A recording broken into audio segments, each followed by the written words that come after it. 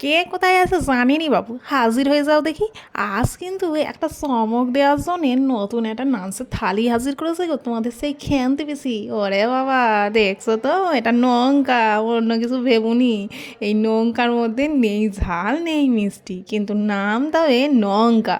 কিন্তু দেখছো সাইজটা কেমন। এই চমকটা দেওয়ার জন্যে আজ হাজির হয়েছি। এই নাচের থালিতে আজ নানান মেনু আছে, তোমাদের কার কার কোনটা পছন্দ একবার জানিও কিন্তু। তবে কিছু শীতের আর কিছু আবার একটু অন্যরকম। তো চলো শুরু করি তাহলে।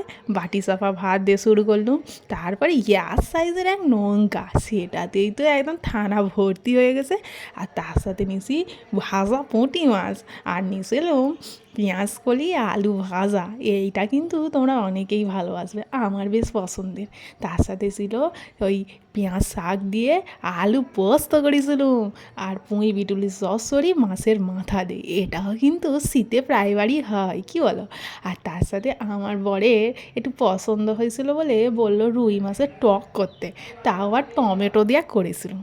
যা সুন্দর স্বাদ হয়েছিল না, কি বলবো। টক আবার আমি সেটা খাইনি, কিন্তু বরের জন্য একটু খেলো। তবে আমার পছন্দের সেই চিংড়ি ভাপাটা, ও কি জমেই খেয়েছিলুম গো। ছোট ছোট চিংড়ি হতে পারে তাই বলে কি আর ভাপা হবে না? ওই গরিব লোকের ছাদ আর কি। তারপর যাই হোক, আঙুল দেখিয়ে দিয়েছি নাইক করার জন্যে।